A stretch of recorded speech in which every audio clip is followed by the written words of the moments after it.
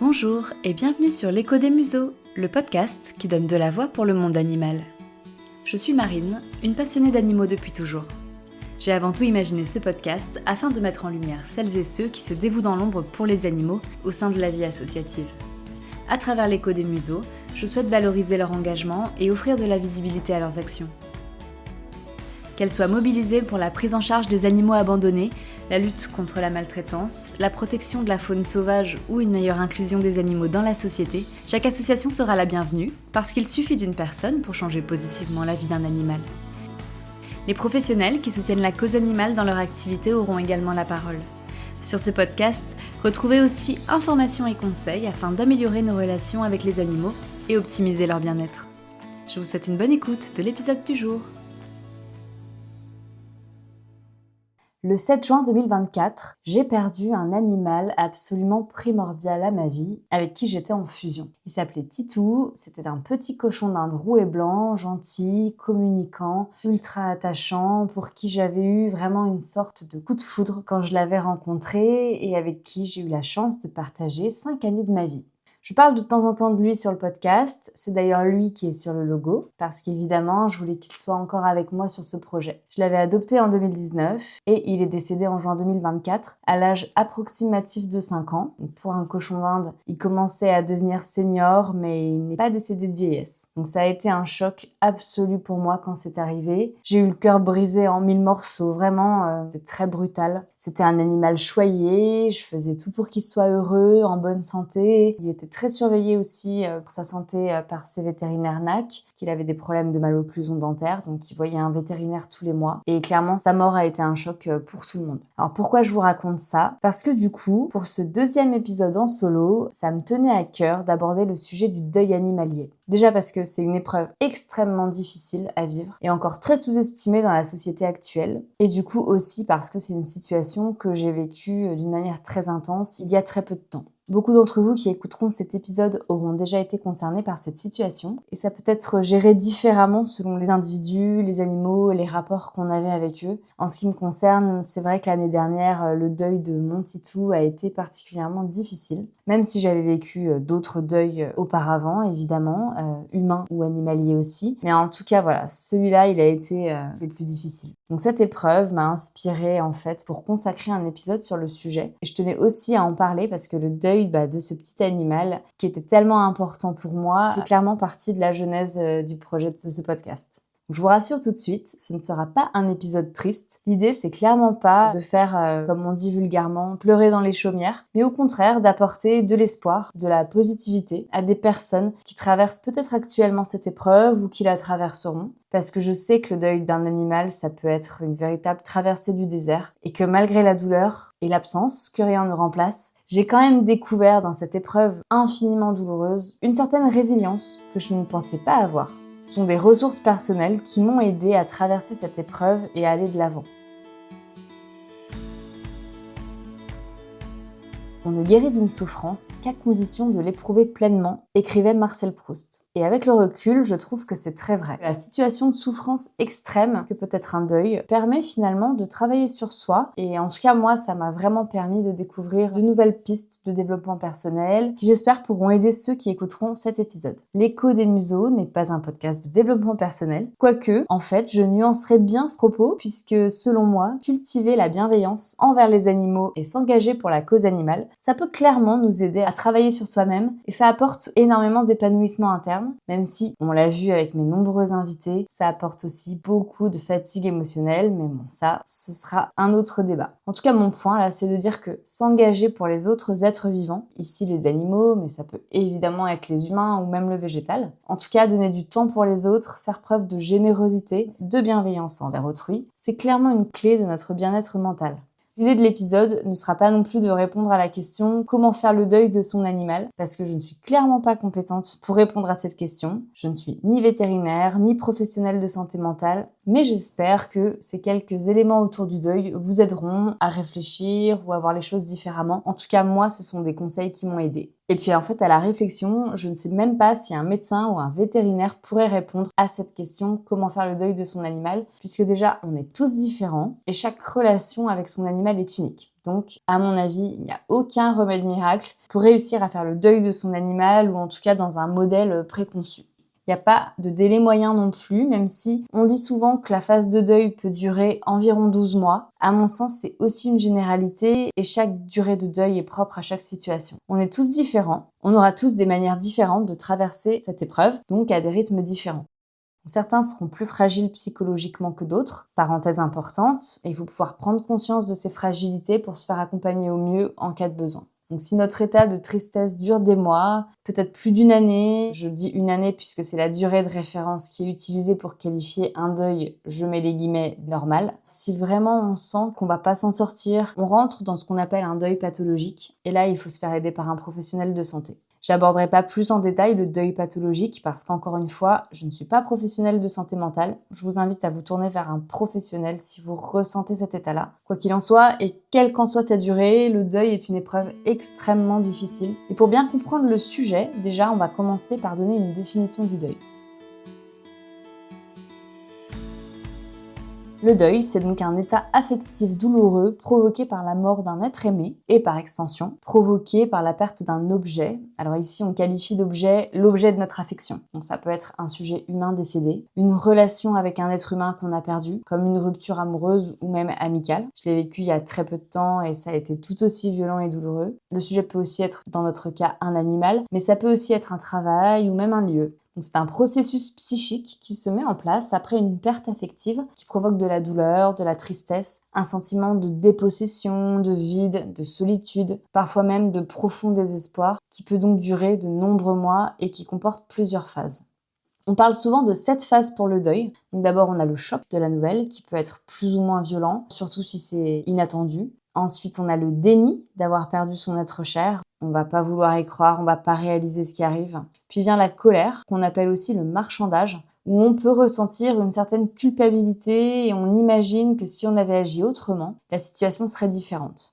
Donc on peut ressentir une colère envers soi-même ou envers un tiers qu'on pourrait tenir responsable de la situation. Pour ma part, je m'en suis beaucoup voulu le jour J de la mort de mon loulou, d'avoir fait ou ne pas fait certaines choses d'ailleurs. En l'occurrence, là, c'était de l'avoir amené chez son vétérinaire, puisqu'il est décédé là-bas. Ceci dit, je précise que je n'ai jamais ressenti de culpabilité envers sa vétérinaire, puisque je sais qu'elle a tout fait pour le sauver et que certainement, s'il avait été avec moi à la maison, j'aurais jamais eu les bons gestes ou le bon matériel pour maximiser ses chances de s'en sortir. Je sais qu'elle a tout fait bien et je n'ai absolument aucune culpabilité de ça. Et moi, je me suis quand même dit, peut-être que si j'avais reporté le rendez-vous, tout se serait passé différemment et en fait, rien ne serait arrivé, quoi. Forcément, c'est humain de culpabiliser, de réfléchir, de ressasser et on se dit toujours de toute façon qu'avec des si, on referait le monde.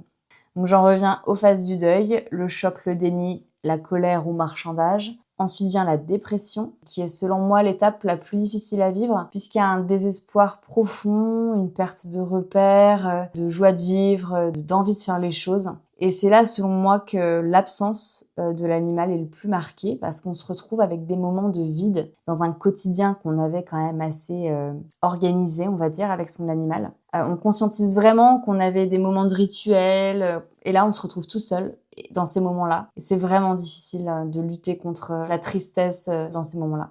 Moi, j'ai vraiment essayé de contrecarrer cette absence en changeant mes habitudes. Et c'est un des conseils que je commencerai à donner, c'est vraiment changer ses habitudes pour que l'absence se fasse moins ressentir. Donc en l'occurrence, moi, le matin, j'avais un moment de rituel au réveil avec mon loulou. Il se mettait à siffler très tôt pour avoir sa nourriture et donc j'allais le chercher. Je le mettais sur le tapis du salon pour qu'il puisse gambader. Je lui amenais ce qu'il mangeait le matin, un petit mélange de granulés d'herbe, d'avoine en herbe. Et moi, j'étais à côté de lui et je le caressais. Ça me préparait aussi mentalement pour ma journée. C'était un petit moment de douceur. Ça me donnait l'énergie pour la journée. C'était vraiment, vraiment un moment de bien-être. Et quand tout ça s'est arrêté du jour au lendemain, Ça a été extrêmement dur et après plusieurs jours en fait à pleurer ce rituel qui me manquait, à me retrouver toute seule dans le salon avec une boule au ventre immense, ce qui alimentait du coup les pensées négatives et de l'énergie négative pour toute la journée. Donc au final ça finissait par me tirer vers le bas. Après quelques jours comme ça, j'ai vraiment eu besoin, un peu comme un déclic, de combattre ça et de m'occuper différemment. Donc j'ai commencé à ritualiser le fait d'aller marcher le matin au lieu donc de ces moments avec mon cochon d'Inde. C'était important déjà de m'éloigner de la maison parce que ça ne me rappelait plus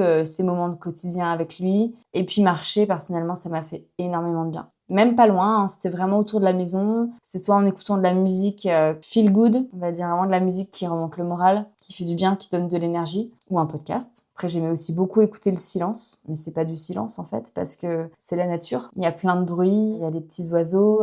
Je marchais vraiment tôt le matin, donc la nature, elle se réveille. Et tout ça, je trouve que c'était extrêmement apaisant. Ça m'a beaucoup aidé à me recentrer sur le moment présent, peut-être à réaliser aussi la situation. Mais au final, voilà, la marche m'a fait énormément de bien. Et donc, pour faire une petite parenthèse sur ce sujet, il y a beaucoup d'études qui ont montré qu'une activité physique, même légère, donc comme la marche, est aujourd'hui reconnue comme un véritable levier thérapeutique en santé mentale. La marche a de nombreux effets bénéfiques pour la santé. Le mouvement permet de stimuler la production de neurotransmetteurs comme les endorphines, qui contribuent à la sensation de bien-être, mais aussi la dopamine, la sérotonine, voilà. Et tout ça permet de réguler nos humeurs, notre motivation, aussi le sommeil, ce qui est très important, parce que quand on est fatigué, l'équilibre émotionnel est perturbé. Donc déjà, dans une situation de deuil, c'est d'autant plus difficile de trouver le sommeil. Et donc marcher permet de réduire tous ces symptômes. Ça permet donc de lutter contre l'anxiété et la dépression.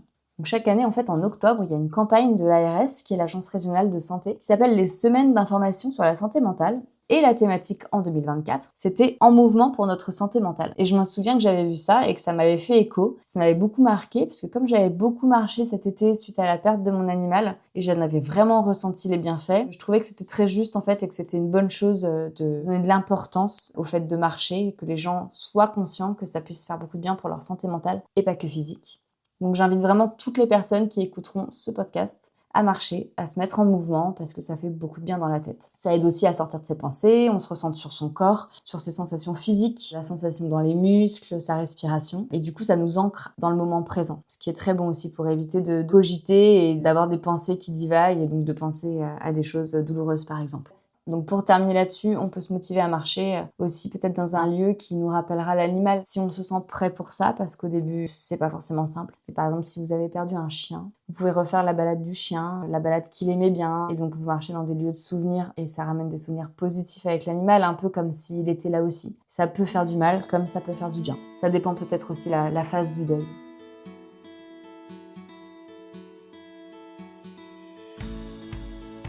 Après la phase de dépression, on a la phase de résignation. On commence à se dire que les choses ne seront plus comme avant, on n'aura plus de moments ensemble, on ne reverra plus l'animal. On se résigne aussi à se dire que les choses auraient pu être différentes, donc on arrête la phase de avec des si on referait le monde, si tout avait été différent, mais on n'accepte pas forcément la situation encore. On est vraiment dans le jour, un pas après l'autre, un jour moins triste qu'un autre, voilà, c'est des petites étapes avec des petits progrès qu'on arrive ensuite à la phase d'après qui est l'acceptation. L'acceptation de la situation, de cette nouvelle réalité qui s'est mise en place. Puis vient la phase finale de reconstruction. Donc des mois après, évidemment, tout ça ne s'enchaîne pas en quelques jours. Donc là, dans cette phase de reconstruction, on va retrouver un peu d'énergie, l'envie de faire des projets, peut-être, je dis bien peut-être, de réadopter un animal, ou simplement faire d'autres projets différemment.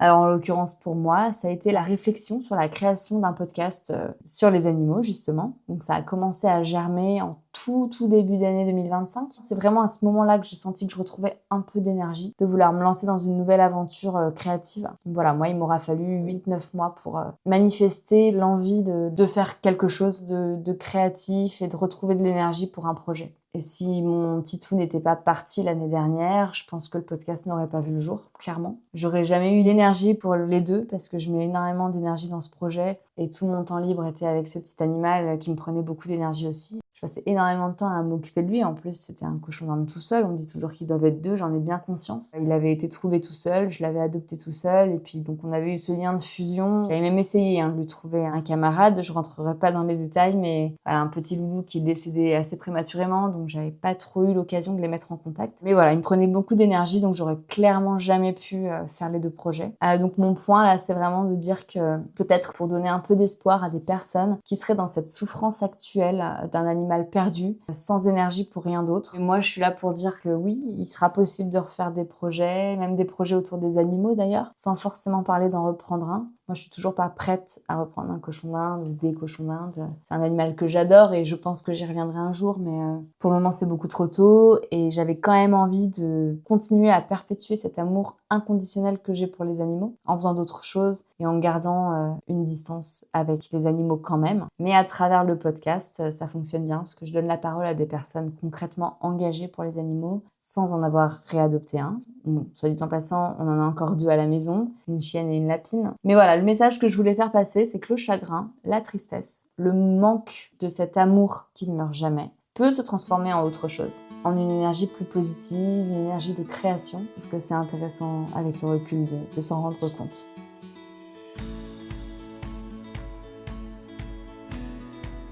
Le deuil d'un animal, c'est vrai que c'est souvent minimisé dans la société. C'est mal compris et pourtant, un lien avec un animal, c'est vraiment particulier. On perd notre bébé en fait, on perd vraiment aussi un ami, parce que c'est un confident à qui on peut dire beaucoup de choses. On perd une source d'amour pur, un amour sans limite. On perd vraiment un lien unique en fait, qu'on ne partagera avec personne d'autre, avec aucun autre humain et même aucun autre animal parfois, puisqu'encore une fois, chaque relation est unique.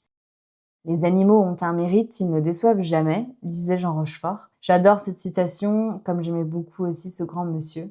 Et ce sont des sources d'amour intarissables, ils ne nous jugent pas, ils nous aiment pour ce qu'on est. Et je pense que ça fait partie des raisons pour lesquelles on les aime autant. Personnellement aussi, une des raisons qui fait que je les aime beaucoup, en fait, c'est leur simplicité à accepter la vie. Dans le sens où ils ont des besoins physiologiques, comme nous, et souvent ils sont contentes. Ils vont pas courir après l'argent, le succès, la gloire et toutes ces préoccupations qui sont des préoccupations humaines. Mais justement, je trouve que ça nous aide, nous les humains, à garder les pieds sur terre, d'avoir des animaux qui nous ancrent dans le moment présent. Ça nous procure de l'apaisement aussi à ce niveau-là. Donc on dit souvent que les gens qui ont des animaux sont moins stressés, il y a moins d'anxiété et sont plus heureux tout simplement. Je pense que c'est aussi pour ces raisons-là parce qu'ils nous aident à nous ancrer dans le présent et à voir les choses simples et à les apprécier. Donc c'est vraiment pour ça qu'ils nous font autant de bien. Et c'est aussi pour ça que ça nous laisse autant démunis parfois quand ils partent.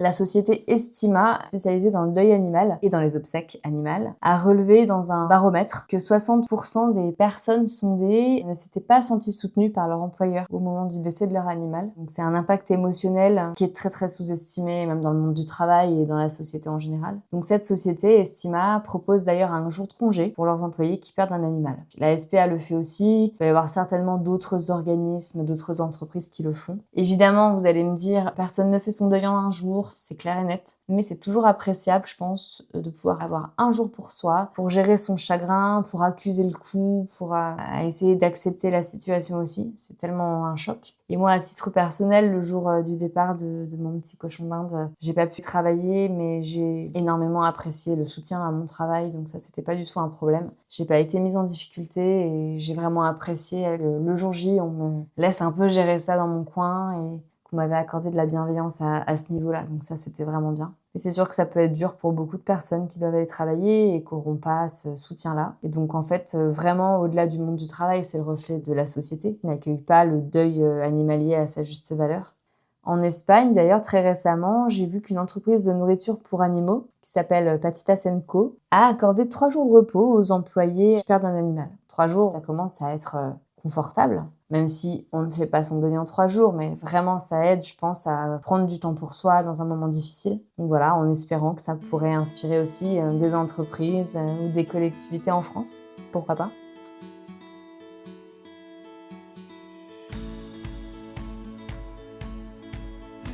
Personnellement, dans cette épreuve, j'ai fait ce qu'on appelle une dépression nerveuse transitoire. En fait, 1 mois après la mort de mon loulou, j'ai un peu craqué. C'est vraiment l'image du fusible du courant qu'on abaisse puis qu'on relève, donc c'est une micro-coupure, mais ensuite tout reprend, mais tout reprend au ralenti. Et en fait, ça m'a pris 1 mois pour avoir cet état mental parce que juste après qu'il soit parti, j'avais vraiment évidemment des grands moments de chagrin tous les jours. Je pense que j'étais aussi passée en protection de moi-même, en mode pilote automatique, je dirais, dans le boulot, dans le reste de la vie. Et voilà, on s'arrête pas pour s'autoriser un moment de moins bien. On continue à faire ce que la société nous demande de faire, hein, le travail, les engagements de la vie courante, etc. Donc il y a un peu de vitesse, il y a le quotidien, puis il y a ce qu'on ressent dans la tête, et au bout d'un moment, ça finit par court-circuiter. C'est vraiment l'image, je trouve, qui fonctionne le mieux. Donc je suis allée voir mon médecin qui m'a parlé de dépression nerveuse, des dépressions transitoires dans le cadre d'un deuil, qu'elle m'a dit que ça durerait entre 1 et 3 mois. Voilà, c'est modulable selon les individus. Donc j'ai bien évidemment expliqué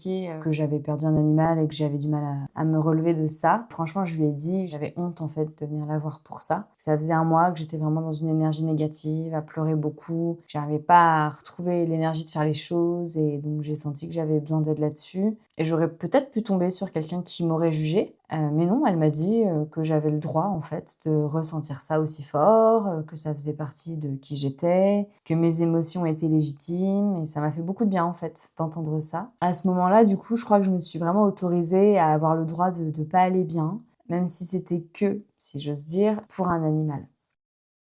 C'est un sujet sous-estimé, le deuil d'un animal dans la société, alors qu'on a clairement son monde qui s'effondre et qu'on doit faire comme si de rien n'était parce que la société nous impose d'aller travailler, d'avoir une vie sociale, de tenir des engagements, alors qu'en fait on a juste envie de se terrer dans un trou, qu'on nous oublie, de se couper du monde. Certaines personnes comprendront que notre monde s'écroule et certaines non. Du coup, un de mes conseils aussi à travers cet épisode, c'est de bien s'entourer. Des personnes autour de vous, conjoints, amis, famille, qui comprendront votre perte inestimable, et de limiter du coup les interactions avec des gens qui comprendront pas forcément, parce que au moment où vous vivez votre drame, vous n'avez pas besoin que quelqu'un vienne vous dire c'est qu'un chien, c'est qu'un chat, ou dans mon cas encore pire, c'est qu'un cochon d'Inde. Il y avait d'ailleurs quelques personnes qui comprenaient pas forcément que je puisse avoir des interactions avec lui, petit rongeur, aussi qualitatives qu'avec un chien par exemple. Et à ces gens-là, en fait, je sais pas trop quoi leur dire pour me justifier, parce qu'en fait, qu'on est tous différents et qu'on peut tous avoir des relations différentes avec nos animaux, et que ces relations, en fait, peuvent nous apporter une joie immense, quelle qu'en soit la durée, quel que soit le type de l'animal, et que personne n'a à juger ça, mais voilà, tout le monde ne peut pas le comprendre. Donc bien s'entourer, faire abstraction des personnes qui ne comprendront pas forcément. C'est pas forcément des mauvaises personnes, hein. C'est juste des gens qui ne connaissent pas le sujet, qui n'ont pas eu d'attachement avec un animal, et du coup qui sont pas aptes à comprendre la perte que vous traversez. Donc voilà, c'est important de bien s'entourer. Et ça veut aussi dire bien s'entourer, se faire aider si vous en ressentez le besoin, par un médecin déjà,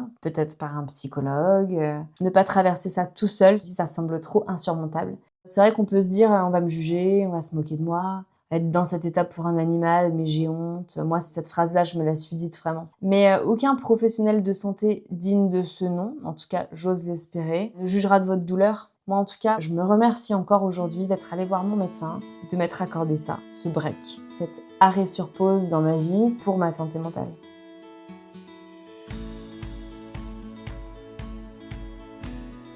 Au final, malgré la douleur du deuil, c'était une période qui m'a fait beaucoup de bien. Aujourd'hui, avec le recul, je m'en rends compte, parce que j'ai pu faire un break, de m'accorder du temps, de cultiver l'éloge de la lenteur. J'adore cette expression, c'est prendre conscience des petites choses et de tout vivre lentement. C'est quand même assez particulier, mais c'est pas désagréable. La notion du temps, elle est vraiment différente en fait. On a le sentiment que tout fonctionne au ralenti, donc on vit dans la lenteur, on apprend à conscientiser les petites choses infimes du quotidien qui font du bien. Par exemple, manger un plat que j'aime, prendre conscience que c'est un plat qu'on aime et de prendre le temps de le manger, déjà c'était quelque chose de positif et qui faisait du bien. Même si on n'a pas l'énergie de cuisiner, donc quelque chose d'extrêmement simple, mais ça faisait du bien. Et aussi, par exemple, regarder un film que j'appelle un film doudou, hein, j'en ai plein dans ma liste, qui réconforte et qui fait toujours du bien à l'esprit, qui change les idées, et même, j'aime bien dire, qui fait du bien à l'âme, parce que c'est vraiment ça, c'est se guérir l'âme à ce moment-là.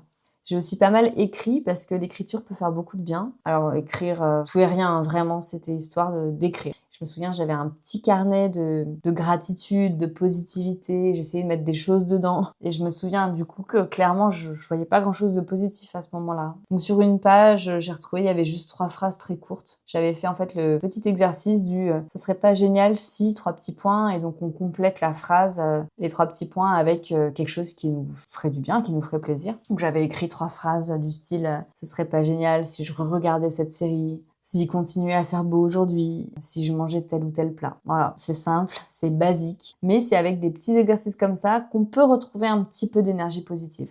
Dans le prolongement de cet exemple, un conseil qui vaudra pour toutes les situations de perte d'énergie, même ce qu'on appelle des déprimes passagères, où on sent quand même qu'on reste dans le contrôle de son état psychique. Mais je dirais, c'est de se tourner vers des contenus de développement personnel qui peuvent vous faire beaucoup de bien, qui vous aident à prendre conscience de ce que vous avez dans votre vie de positif, au lieu de vous focaliser sur ce que vous n'avez pas, sur ce que vous n'avez plus. Donc c'est des contenus qui aident à voir les choses plus positivement quand on est concentré que sur le négatif. Parce que oui, j'insiste là-dessus, mais dans toutes les situations qu'on ressent négatives, comme évidemment la perte d'un être cher, et là dans le thème de notre épisode d'un animal, on est dans le négatif à fond et on voit rien de positif. Or c'est physique, il y a quand même du positif avec le négatif. C'est la fameuse loi de la polarité, et c'est d'ailleurs une loi que j'ai découverte justement dans cette épreuve, et quelque chose aujourd'hui qui m'aide encore à relativiser sur certaines situations, à remettre l'église au milieu du village, comme on dit.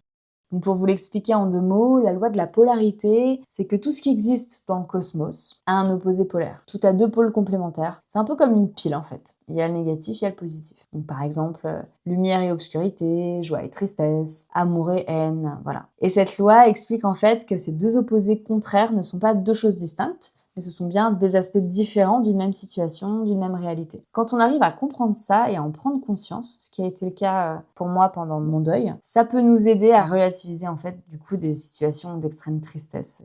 Parce que cette loi, elle va nous rappeler que chaque émotion difficile qu'on ressent a son opposé positif. Et là, dans le contexte d'un deuil animalier, ça va signifier que la profonde tristesse que vous éprouvez, elle est proportionnelle en fait au profond amour que vous avez pour votre animal. Donc la tristesse, c'est le négatif, et son opposé positif, c'est l'amour et la joie que vous avez pu partager avec lui. Et en fait, reconnaître cette dualité peut aider à donner un sens à la douleur et à se rappeler des moments positifs et des moments de bonheur absolu. Et réussir à s'en rappeler dans ces moments-là, voilà, c'est déjà faire un pas sur le chemin de l'apaisement. Donc mon conseil, c'est de se servir de cette loi de la polarité, un peu comme une boussole intérieure pour traverser l'épreuve du deuil de votre animal.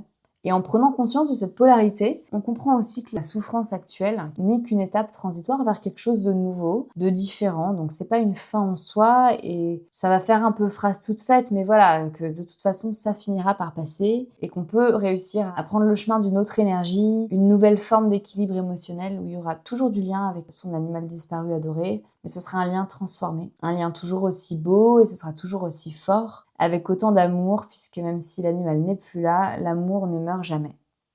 Puis ça peut clairement vous aider, la loi de la polarité, sur la gestion de vos émotions, en apprenant à connaître une émotion triste liée à une émotion plus heureuse, et voilà. Donc je pense que ça peut aider à transformer la douleur en quelque chose de différent, de plus positif. Et j'en reviens du coup pour moi à mon exemple du podcast, c'est que voilà, cette douleur, elle a été transformée en une énergie de création, une énergie du coup positive qui résulte d'un deuil douloureux, mais pour créer un projet. L'un ne va pas sans l'autre, et je le redis, le podcast ne serait pas là si mon petit tweet était toujours là.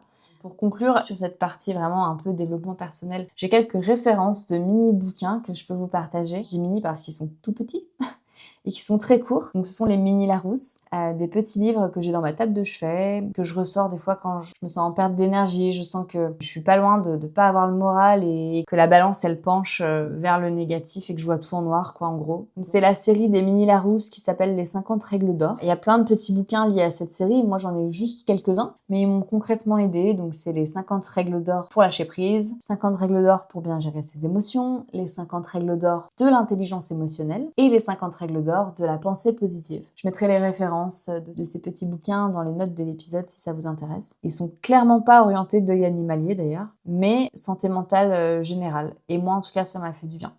Voilà, après évidemment je pense qu'il y aura énormément de références spécialisées dans le deuil animalier, Personnellement, moi, j'ai pas ressenti le besoin de me tourner vers ces contenus. Je voyais ce travail du deuil animalier plus comme une problématique plus globale, en fait, de ma santé mentale. Je me suis pas sentie d'aller vers ces contenus-là. Mais bon, bien sûr, n'hésitez pas à vous tourner vers les contenus qui fonctionnent pour vous, qui vous font du bien, que ce soit sous forme de livres, de podcasts, de vidéos, d'articles, etc.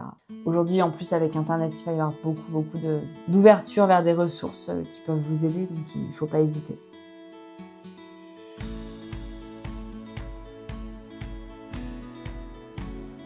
Dans ce traitement du deuil, on va beaucoup parler de la dépouille de son animal disparu. Certains ressentiront le besoin de l'enterrer dans un endroit particulier, de garder les cendres au plus près, ou certains n'en ressentiront pas du tout le besoin, se disant que une fois qu'il est parti, il est parti, et que son enveloppe corporelle peut partir avec lui. Voilà, ça c'est très personnel. Moi, j'ai eu besoin de récupérer les cendres de mon Titou. Déjà, je l'avais fait pour aucun autre animal avant. Mais parce qu'il est parti tellement vite, tellement soudainement, je me suis dit qu'il fallait que je le récupère parce que j'étais pas du tout prête à cette séparation et que peut-être l'avoir près de moi, j'allais pouvoir lui parler, lui dire des choses que j'aurais aimé lui dire. Je me suis même, je pense, excusée de tout ce qui s'est passé, même si c'était pas ma faute, mais c'était la fameuse culpabilité. Je voulais aussi m'habituer à son changement d'état.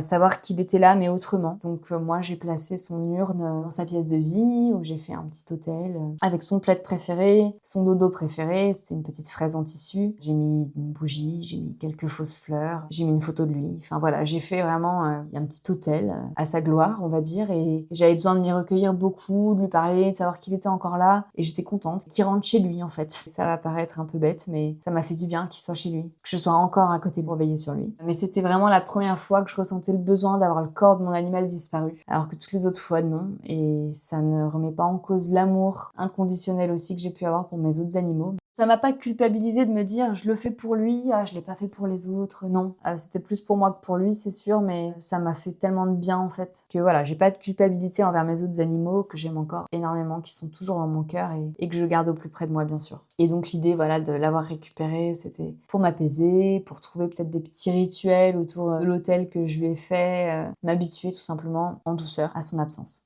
Voilà, après on peut écrire aussi une lettre d'adieu, si on a besoin de dire les choses qu'on n'a pas dites. On peut planter un végétal aussi en sa mémoire. On peut faire de l'art-thérapie, comme un coloriage du type de l'animal, ou un dessin, créer quelque chose de ses mains. Voilà, moi c'était pas forcément très créatif parce que j'ai juste eu le besoin de faire imprimer des photos de lui. En tout cas j'en ai mis un peu partout, j'avais besoin qu'il soit avec moi, de le voir à côté de son urne, donc sur ma table de chevet. J'en ai même emmené une au boulot. Il fallait qu'il soit tout le temps visuellement avec moi puisqu'il est tout le temps dans mes pensées, donc mais ça m'a fait du bien. Et aussi, ce qui m'a fait beaucoup de bien, c'est le cadeau de mon conjoint qui m'a offert un petit pendentif avec un cochon d'Inde. Donc, je le porte tout le temps et j'ai l'impression qu'il est avec moi concrètement et que j'ai retrouvé une forme matérielle un peu différente de lui. Ça, c'est vraiment des projections, mais ça peut aider. Moi, je suis toujours contente d'avoir mon petit pendentif. Si je l'ai pas, non, là, faut que je le mette parce que je ressens le besoin de le mettre et je ressens en fait un peu le besoin de l'emmener avec moi, de continuer à l'emmener avec moi. C'est assez dérisoire, mais ça peut faire vachement de bien. Donc, il y a les bijoux, ça peut être le tatouage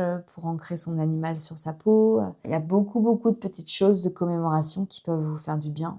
La liste n'est pas exhaustive, évidemment. Et puis, on peut mettre, comme pour les humains, en place des rituels de recueillement. Donc, on dit que le rituel aide à acter la perte, à l'accepter et à honorer la beauté de la relation et le souvenir de la personne ou de l'animal. Donc, ça peut être mettre des bougies et une jolie scénographie à côté de l'urne, ou refaire une balade que l'animal aimait particulièrement, j'en ai parlé un petit peu plus tôt. Même seul en fait, parce qu'on se dit qu'on communie avec son esprit, ou que s'il était toujours vivant, il serait là, ou peut-être que dans son monde où il est, si on croit à quelque chose d'autre, il est peut-être en train de regarder sa balade préférée, et c'est peut-être des moments qui vont paraître extrêmement difficiles au début, mais qui peuvent finir par vous faire du bien.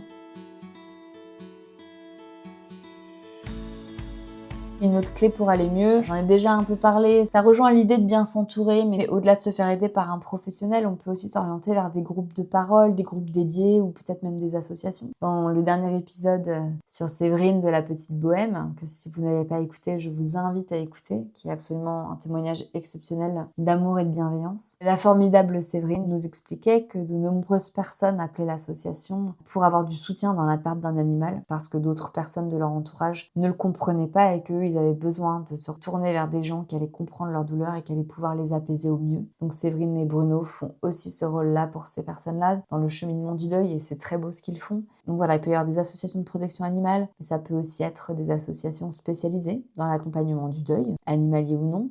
Moi, j'ai trouvé sur Internet une association qui s'appelle Entraide Animal Deuil. Il y en a certainement d'autres, mais ça peut être des groupes de parole Facebook. Voilà. Aujourd'hui, avec Internet, je pense qu'il est possible de trouver des ressources accessibles à tous pour pas rester seul dans le chagrin, même si on ne se sent pas tout de suite d'aller voir un médecin ou un professionnel de santé. Mais bien évidemment, je dis bien que ça ne doit pas remplacer une aide psychologique par un professionnel si on se sent trop démuni et qu'on n'arrive pas à s'en sortir. Les associations spécialisées vous orienteront très certainement vers une aide psychologique si les choses sont trop difficiles pour vous. Puis ça peut aussi être le vétérinaire de votre animal qui vous accompagne dans cette épreuve. Moi, c'est vrai que le jour où il est parti, ça m'a fait tellement de bien l'après-midi de voir sa vétérinaire, de pouvoir discuter, de pouvoir refaire le bilan de ce qui s'était passé, puisqu'elle n'avait pas vraiment compris non plus pourquoi il était parti aussi soudainement. De refaire un peu l'histoire, de prendre ce temps-là qu'elle a pris pour moi. Une fois que l'animal était parti, c'était pas juste s'il est parti, c'était de l'accompagnement humain aussi. Et ça m'a énormément touchée, ça m'a énormément fait de bien dans ce moment abominable. Mais heureusement que j'ai eu ce moment-là. Donc ça peut être le vétérinaire de votre animal. Ça peut aussi être une entreprise spécialisée dans les obsèques pour animaux qui vont vous aider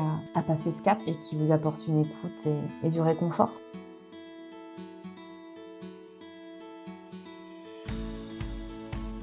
Après la pluie, le beau temps. Je n'aurais pas pu trouver une phrase plus lambda que ça, mais c'est assez vrai. Après la pluie, l'orage laisse place à un temps plus apaisé, où la tristesse laisse finalement place au souvenir, on n'a plus la boule au ventre, on n'a plus cette sensation de cœur brisé, on n'a plus les larmes aux yeux tout le temps. Ça peut paraître difficile à croire en fonction de la phase de deuil dans laquelle vous vous trouvez, mais c'est une réalité, parce que c'est une généralité, mais c'est assez vrai. Le temps qui passe permet d'apaiser les chagrins. Il y a une chanson de Benabar que j'aime beaucoup, qui s'appelle Les Mirabelles, qu'il a écrit en hommage à l'acteur Jocelyn Quivrin, que j'aimais aussi beaucoup. Et dans cette chanson, il y a une phrase que j'adore, qui dit tout simplement « C'est le temps qui veut ça, un chagrin s'en va, chassé par un autre, pas plus triste, plus récent. » Et c'est vraiment ça. C'est pas parce qu'on est plus en miettes, en fait, même qu'on aime plus ou qu'on aime moins son animal disparu. Il faut pas non plus culpabiliser parce qu'on va mieux et parce qu'on pleure moins et parce que on se dit du coup qu'on oublie sa douleur et du coup qu'on oublie l'animal avec, mais pas du tout. En fait, on prend juste du recul, mais ça veut pas dire ne plus y penser du tout. Donc voilà, il faut pas se culpabiliser, se dire au bout d'un moment, dans peut-être plusieurs mois, plusieurs années, un jour peut-être se redire j'ai à nouveau envie d'avoir un animal, j'ai envie de créer un nouveau lien, de partager quelque chose d'unique avec un nouvel animal. Il faut pas culpabiliser de ça parce que clairement, on ne remplace jamais un animal disparu. On ne remplace pas l'amour, il se transforme. On n'aime pas moins l'autre animal disparu si on en prend un nouveau. C'est juste un amour qui s'élargit en fait. On peut le voir comme ça. C'est un peu comme les enfants. J'ai déjà entendu des parents me dire oh, j'ose pas avoir un autre enfant, j'ai trop d'amour pour cet enfant. Et au final, ils en ont d'autres. En fait, ils les aiment autant que le premier et c'est juste que l'amour s'est multiplié avec les autres enfants, ça s'est pas divisé. J'aime bien cette image-là et je pense que pour les animaux, défunts et les vivants, les nouveaux, c'est la même chose. L'amour ne se divise pas et ne s'amoindrit pas, mais au contraire se multiplie avec les autres animaux.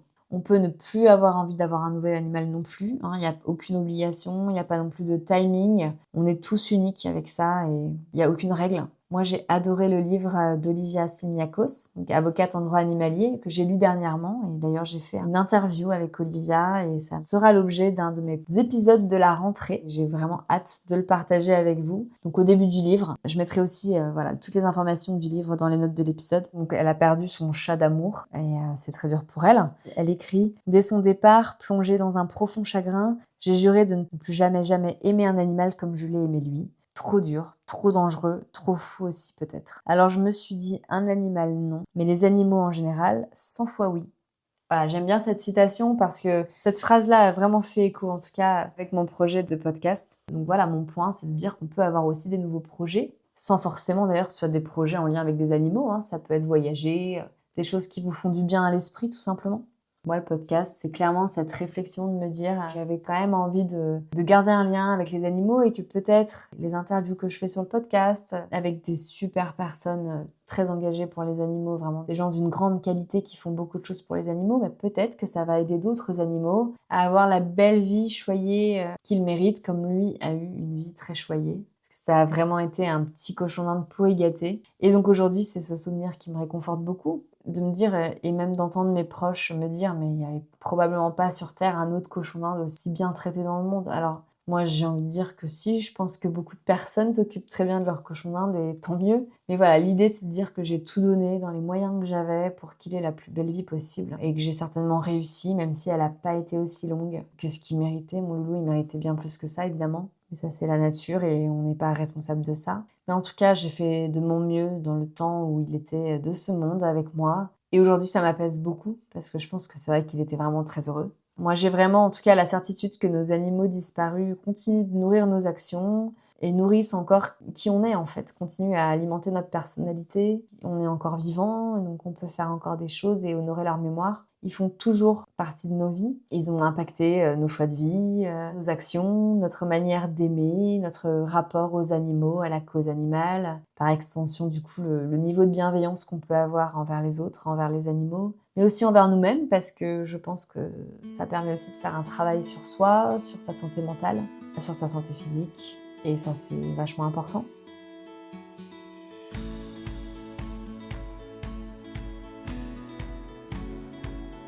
Je voudrais terminer l'épisode par une petite anecdote du basilic. C'est une grande symbolique pour moi. Donc, l'anniversaire de mon petit disparu, c'était le 1er juin. Pour cette journée, je lui avais acheté des légumes, des herbes aromatiques, enfin la totale pour qu'il soit content. Donc du coup, un plant de basilic en pot parce qu'il était fanatique de basilic. Et j'avais vraiment envie de le gâter, évidemment. Donc je lui en ai donné quelques feuilles le jour J. Et puis bon, malheureusement, 6 jours après, donc le 7 juin, est arrivé le pire jour de ma vie, donc son décès soudain, brutal. Donc ça fait vraiment voilà, 1 an révolu et à ma plus grande surprise, alors au fil des mois, hein, parce que je faisais pas vraiment attention, mais j'ai quand même fini par réaliser que j'avais gardé un basilic en pot plus d'1 an en fait.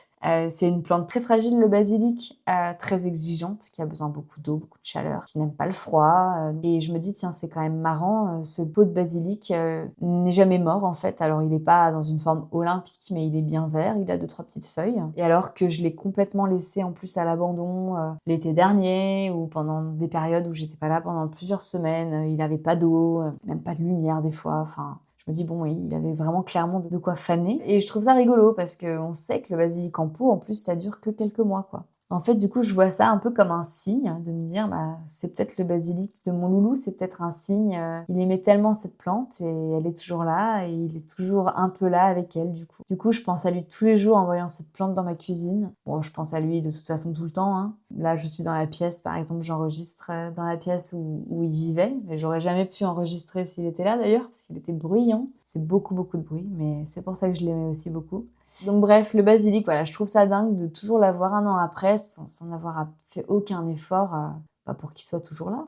Mon point avec cette petite histoire, c'est de se dire qu'on peut essayer de trouver des symboliques autour de nous qui peuvent nous aider malgré l'absence de l'animal. Il peut toujours y avoir des signes. Je suis persuadée que la matière se transforme et qu'une fois partie de ce monde, l'énergie, la matière de nos disparus, elle se transforme en autre chose. Et moi, j'adore l'idée de me dire que le fait que voilà, ce basilic persiste, c'est un signe qui me relie à mon petit animal et je trouve la symbolique jolie et moi, ça me fait du bien de penser ça. Je pense que vous pouvez aussi trouver des signes autour de vous.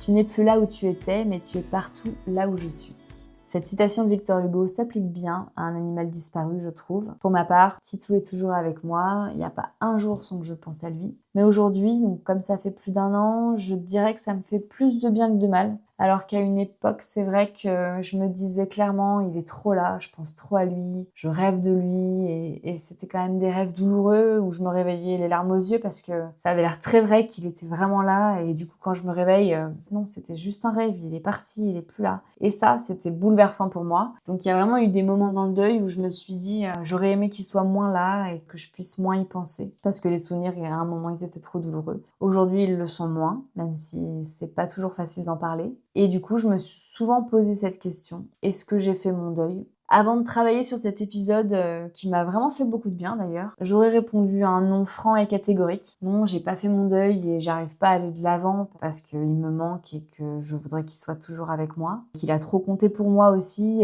pour me dire c'est derrière moi quoi. Je veux pas accepter que ce soit derrière moi et que j'ai fait mon deuil, cette fameuse phrase, parce que ça veut dire que tout est terminé avec lui et ça me faisait beaucoup culpabiliser. Mais en travaillant sur cet épisode, et donc sur les différentes phases de deuil, de toute évidence, je me rends compte que j'ai réussi à atteindre l'étape ultime qui est la reconstruction, notamment dans un nouveau projet. Donc je crois aujourd'hui que je suis en dernière phase de deuil, que le deuil n'est pas terminé, mais que je suis dans une bonne progression. Ma conclusion, ce sera que après la perte d'un animal, que ce soit quelques jours, quelques semaines, quelques mois ou quelques années, la vie change, la vie est différente, mais c'est pas forcément pour quelque chose de moins bien, c'est juste différent. Moi, j'avais envie de donner ce message d'espoir, de dire à tous ceux qui vivent des deuils animaliers difficiles, de tenir bon, qu'il y a une lumière au bout du tunnel, même si ça semble long, ça semble infranchissable au début. J'ai aussi envie de vous dire de bien vous entourer, de vous autoriser à pleurer, de ne pas avoir honte, d'avoir du chagrin pour un animal. Ça, c'est la société qui nous impose ça, mais on est tous des êtres d'émotions et on a tous le droit de ressentir du chagrin, pour n'importe qui, pour n'importe quoi d'ailleurs. Il faut s'autoriser à prendre soin de soi si on sent qu'on a besoin de voir un professionnel, si on en ressent le besoin, de marcher beaucoup parce que ça fait du bien à la tête, de trouver des rituels, des moyens de rendre hommage à l'animal, de la manière qui vous ressemblera le plus et qui vous soulagera le plus surtout. Et puis de consommer des contenus qui vous feront du bien, soit de la musique, des podcasts, des lectures, des images, du développement personnel ou au contraire des divertissements pour se changer les idées. Et puis tout simplement de prendre soin de vous, d'honorer le souvenir de votre animal de la plus belle des manières. Et ça peut passer, je pense, qu'en retrouvant le goût à la vie, parce qu'on n'a quand même qu'une vie, qu'on est tous de passage, et que c'est souvent terrible, mais que c'est ainsi, les animaux vivent moins longtemps que nous, pour la plupart évidemment. Donc que c'est dans l'ordre des choses d'être amené à perdre un compagnon de route, et que la meilleure manière de continuer à entretenir le lien qu'on avait avec son animal disparu, c'est de continuer à vivre, à faire vivre son souvenir et surtout à se rappeler que l'amour ne meurt jamais. Je voulais terminer par un petit mot pour dédier cet épisode à mon amie Laurane qui traverse plusieurs deuils d'êtres chers, humains et animaux, très rapprochés, très difficiles et je sais la douleur que c'est pour elle. Donc Laurane, je sais que tu écoutes le podcast, que tu l'aimes beaucoup et je te renouvelle du coup tout mon soutien dans les épreuves que tu traverses actuellement. Je t'envoie beaucoup de courage et j'espère que cette petite dédicace te mettra du baume au cœur et sera une petite éclaircie dans les orages que tu traverses. Prenez soin de vous et de vos animaux et je vous dis à la prochaine avec un nouvel invité. C'était un épisode de l'Écho des Museaux, un podcast imaginé et réalisé par Marine Coez. Je vous remercie beaucoup pour votre écoute précieuse. J'espère que ce podcast vous donne envie d'agir à votre niveau, car chaque action peut faire la différence pour un monde plus bienveillant envers toutes les espèces animales. Si l'épisode vous a plu, merci d'en parler autour de vous, de laisser des étoiles, des pouces en l'air, un gentil commentaire et de vous abonner depuis votre plateforme d'écoute préférée. Si vous souhaitez être l'invité de ce podcast, ou connaissez quelqu'un qui pourrait l'être, ou me suggérer une thématique pour un prochain épisode, n'hésitez pas à me contacter à l'échodesmuseaux@gmail.com. Vous pouvez également suivre ce podcast sur les réseaux sociaux. À bientôt!